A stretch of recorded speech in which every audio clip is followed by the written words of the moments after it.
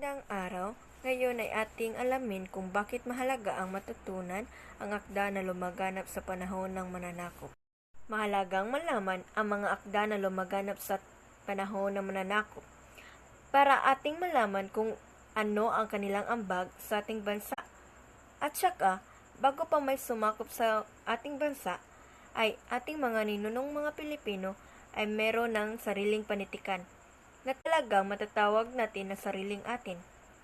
Ang lahat na nanakop sa ating bansa ay may malaking ambag dahil hanggang ngayon ay atin pa rin itong nagagamit at napalagahan.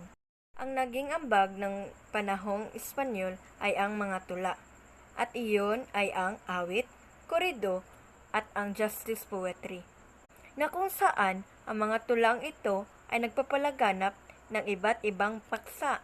Sunod naman ay ang panahong Hapones. Ang panahon na ito ay meron ring tulang lumaganap. Iyon ay ang Haiku, Sanrio at ang Tanaga. At ngayon ay aking nang nabanggit ang mga highlights sa panahon ng pananakop. Kaya alam nyo na ang mga ambag sa bawat bansa na sumalakay sa ating bansa.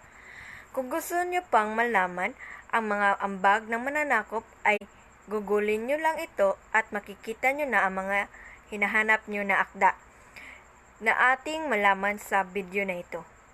Salamat sa inyong pakikinig. Sana'y magbasa pa tayo ng mga tula na ginawa ng ating mga bayani para mabuksan din natin ating mga isipan na mas malaga ang sariling atin at dapat natin itong pagyamanin. Kaya tara na't magbasa ng mga tula na aking nabanggit sa video na ito.